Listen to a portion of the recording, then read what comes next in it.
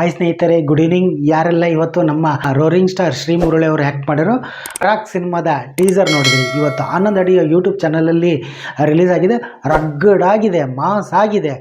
ತುಂಬ ಜನ ಕಾಮೆಂಟ್ ಆಗ್ತಾ ಇರೋದು ಏನಂತಂದರೆ, ಉಗ್ರಂ ಸಿನಿಮಾದ ಅಗಸ್ತ್ಯ ಪಾತ್ರನೇ ಕಂಬ್ಯಾಕ್ ಮಾಡಿದ್ರು ಅಂತಲೇ ತುಂಬ ಜನ ಕಾಮೆಂಟ್ ಆಗ್ತಿದ್ದಾರೆ. ಅದು ನಿಜಾನೂ ಕೂಡ ಹೌದು. ಅಂದರೆ ಸ್ವಲ್ಪ ರಕ್ತ ಸಿಕ್ತ ಆಗಿದೆ, ಅಂದರೆ ಮೈ ತುಂಬ ಎಲ್ಲ ಗಾಯ ಇದೆ ನಾಯಕನಿಗೆ. ಆ ಒಂದು ರೂಮಲ್ಲಿ ಕೂತ್ಕೊಂಡಿದ್ದಾನೆ, ಆ ಮೊಳೆಯಿಂದ ಶೂಟ್ ಮಾಡೋದಾಗಿರ್ಬೋದು, ರಗ್ಗಡಾಗಿದೆ. ಬಹುಶಃ ಅದು ಸ್ವಲ್ಪ ಕ್ರೌರತೆ ಜಾಸ್ತಿ ಇರ್ಬೋದೇನೋ. ಹೊಸ ನಿರ್ದೇಶಕರು ಒಂದು ಒಳ್ಳೆ ಅದ್ಭುತ ಯೋಚನೆ ಮಾಡಿದ್ದಾರೆ ಅಂತ ಹೇಳ್ಬೋದು. ಕ್ಯಾಮ್ರಾ ಹಿಂಗೆ ಪ್ಯಾನ್ ಆಗುತ್ತೆ, ಇಲ್ಲೊಂದು ರೂಮು ಅಲ್ಲೊಂದು ರೂಮು, ಸಖತ್ತಾಗಿ ಬಂದಿದೆ. ಯಾರು ನೋಡಿಲ್ಲ ಡಿಸ್ಕ್ರಿಪ್ಷನ್ ಲಿಂಕ್ ಹಾಕಿರ್ತೀನಿ, ಈಗಲೇ ಹೋಗಿ ನೋಡಿ. ಸಖತ್ತಾಗಿ ಬಂದಿದೆ. ಸ್ವಲ್ಪ ಮಾಸು ಇರೋದ್ರಿಂದ ಸ್ವಲ್ಪ ರಕ್ತಪಾತ ಅದೊಂಚೂರು ಎಲ್ಲೋ ಮೆಂಟ್ಲು ಥರ ಆಡ್ತದನೇನೋ ಹೀರೋ ಹಿಂಗೆ ತೋರಿಸ್ತಾರೆ. ಬಟ್ ರಗ್ಗಡ ಹೀರೋ ಎಂಟ್ರಿ ಆಗಿದ ತಕ್ಷಣ ಹಿಂಗೆ ಶೂಟ್ ಮಾಡೋದಾಗಿರ್ಬೋದು, ಇವರು ಮೊಳೆಯಿಂದ ಹೊಡೆಯೋದಾಗಿರ್ಬೋದು. ಇನ್ನು ಅದು ಟೇಪ್ ರೆಕಾರ್ಡ್ರೆಲ್ಲ ತೋರಿಸ್ತಾರೆ. Tape recorder, cassette.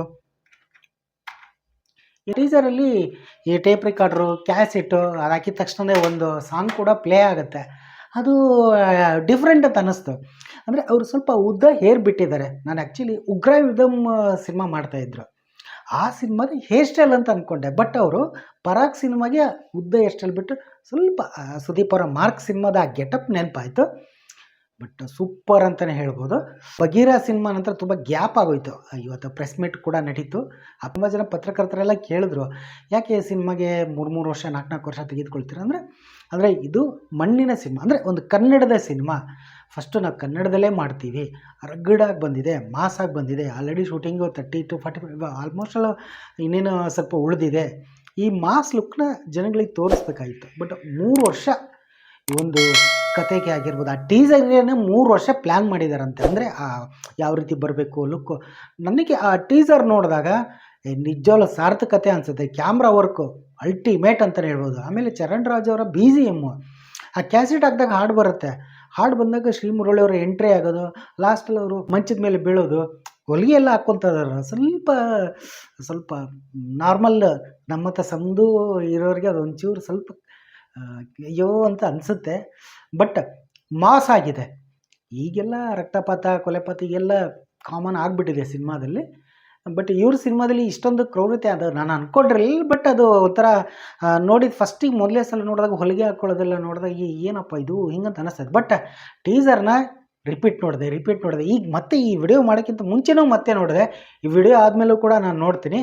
ಎಲ್ಲರ ಕಾಮೆಂಟು ಒಂದೇ, ಏನು ಅಗಸ್ತ್ಯ ಈಸ್ ಕಮ್ಬ್ಯಾಕ್ ಅನ್ನೋಕ್ಕೇನು ಅವರೇನು ಎಲ್ಲೂ ಹೋಗಿಲ್ಲ. ಅವರ ಹಿಂದಿನ ಒಂದಿಷ್ಟು ಸಿನಿಮಾಗಳು ಸ್ವಲ್ಪ ಹಂಗೆ ಹಿಂಗೆ ಆಗಿದ್ದು. ಆ ಬಗೀರ ಸಿನಿಮಾದಲ್ಲಿ ಅವರು ಪೊಲೀಸ್ ಪಾತ್ರದಲ್ಲಿ 2 ರೀತಿಯ ಪಾತ್ರದಲ್ಲಿ ಕಾಣಿಸ್ಕೊಂಡಿದ್ರು. ಎಲ್ಲೋ ಒಂದು ಕಡೆ ಅದು ಸ್ವಲ್ಪ ಚೆನ್ನಾಗಿತ್ತು. ಬಟ್ ಗ್ಯಾಪ್ ಆಗೋಯ್ತಲ್ಲ, ಅದೊಂದು ಬೇಜಾರು ಅಷ್ಟೇ. ಅವರ ಶ್ರೀ ಮುರಳಿ ಅವರ ಸಿನಿಮಾಗಳು, ಚಂದ್ರಚಕೋರಿ ಸಿನಿಮಾದಿಂದನೂ ಹಿಡ್ಕೊಂಡು ಎಲ್ಲ ಸಿನಿಮಾಗಳನ್ನು ನೋಡ್ಬಿಟ್ಟಿದ್ದೀನಿ. ಜೀವನದಲ್ಲಿ ಏರ್ಪೇರೋ ಅನ್ನೋ ಥರ ಅವ್ರು ಹೇಗೆ ಮಾತಾಡ್ತಾರೆ, ಸಿನಿಮಾಗಳಲ್ಲೂ ಕೂಡ ಹಾಗೆ ಹೀಗೇನೂ ಕೂಡ ಆಗಿದೆ. ಅಂದರೆ ಅವರು ಚಿನ್ನಾರಿ ಮುತ್ತದ ಒಂದು ಸಾಂಗಲ್ಲೂ ಕೂಡ ಕಾಣಿಸ್ಕೊಂಡಿದ್ರು. ಅದಾದಮೇಲೆ ವಿಜಯ ರಾಘವೇಂದ್ರ ಅವರು ಮತ್ತು ರಾಧಿಕಾ ಅವರು ಆ್ಯಕ್ಟ್ ಮಾಡಿರೋ ಪ್ರೇಮ ಕೈದಿ ಸಿನಿಮಾದಲ್ಲೂ ಕೂಡ ಒಂದು ಹಾಡಿನಲ್ಲಿ ಕಾಣಿಸ್ಕೊಂಡು ಅನಂತರ ಅವರು ಚಂದ್ರಚಕೋರಿ ಮೂಲಕ ಚಿತ್ರರಂಗಕ್ಕೆ ನಾಯಕರ ಎಂಟ್ರಿ ಕೊಟ್ಟಿರೋ ವಿಚಾರ ಎಲ್ರಿಗೂ ಗೊತ್ತು. ಈಗ ಆಲ್ಮೋಸ್ಟ್ ಅಲ್ಲೂ ಅವರ ಸಿನಿಮಾಗಳು ರಗ್ಗಡ್ ಉಗ್ರಂ ಸಿನಿಮಾದಿಂದ ಒಂದು ರೀತಿ ಅವರ ಸ್ಟೈಲ್ ಆಫ್ ಮೇಕಿಂಗ್ ಸಿನಿಮಾನೇ ಬದಲಾಯಿಸ್ಕೊಂಡ್ರು ಅಂತಲೇ ಹೇಳ್ಬೋದು. ತುಂಬ ನಿರೀಕ್ಷೆ ಇದೆ ಈ ಸಿನಿಮಾದ ಬಗ್ಗೆ. ನಾಯಕಿ ಯಾರು ಅನ್ನೋದು ಒಂಚೂರು ಕುತೂಹಲ ಇದೆ, ನೋಡಬೇಕು ಯಾರಾಗ್ತಾರೆ ಅನ್ನೋದು. ಇನ್ನು ಉಗ್ರ ಯುಧಂ ಅದು ಹೆಂಗೆ ಬರುತ್ತೆ, ಯಾಕಂದರೆ ಇದೇ ಈ ಥರ ಮಾಸ್ ಆಗಿದೆ, ರಗ್ಗಡ ಆಗಿದೆ ಅಂದರೆ ಅದು ಇನ್ನೆಂಗೆ ಇರ್ಬೋದು.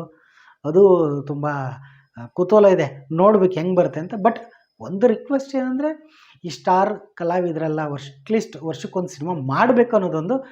ಇದೇ ವರ್ಷ ಬರ್ತಾರೆ ಅಂತ ಒಂದು ನಿರೀಕ್ಷೆನೂ ಇದೆ.